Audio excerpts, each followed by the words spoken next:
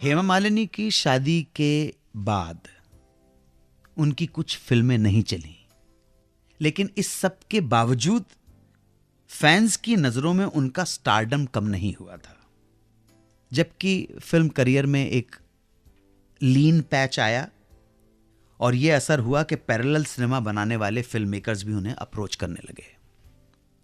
इन्हीं मेकर्स में से एक नाम था निर्देशक खुशवंत ढड्ढा का।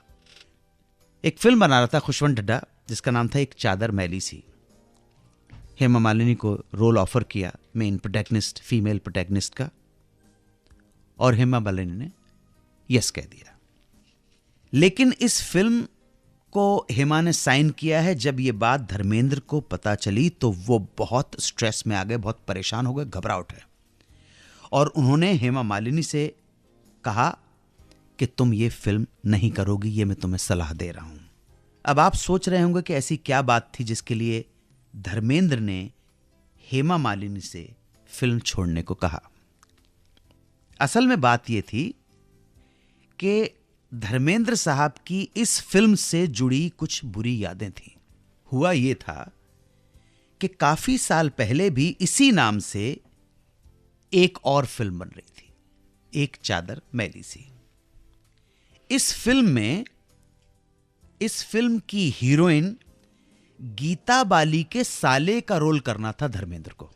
इस फिल्म के दौरान ही गीता बाली जी को चिकन पॉक्स हो गया और वो गंभीर रूप से बीमार हो गई और इसी बीमारी ने उनकी जान ले ली। इस घटना के बाद किसी और फिल्म मेकर ने इस सब्जेक्ट पर फिल्म बनाने की हिम्मत नहीं की। यह दुर्घटना धर्मेंद्र के सामने हुई थी और मन में एक खौफ बैठ गया था।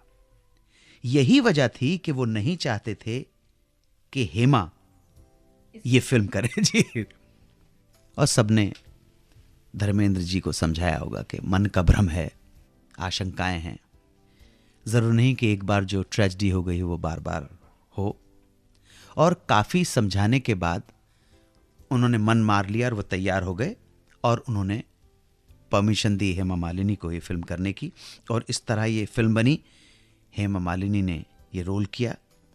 ये फिल्म राजेंद्र सिंह बेदी के नॉवेल पर आधारित थी जिसने साहित्य अकादमी का अवार्ड भी जीता था। 1986 में ये फिल्म रिलीज हुई थी। आज की कहानियों का, दास्तानों का सिलसिला यहीं ख़त्म करता हूं। आप हमसे जुड़े हैं, तवज्जो देते हैं, मान देते हैं, सम्मान देते हैं हमारे प्रोग्राम को, बहुत आभारी हूं।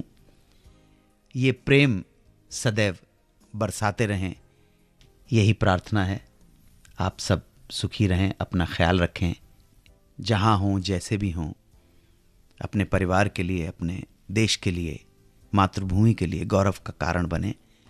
इसी मंगल कामना के साथ आज आपसे विदा लेता हूं। फिर भेंट होगी, और अपने संदेश भेजना चाहें, मैसेज भेजना चाहें तो हमारा नंबर है 55454।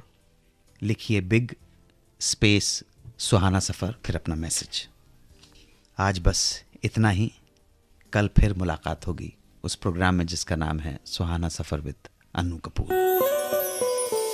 92.7 बिग FM पर सुनते रहिए सुहाना सफ़र विद अनु कपूर।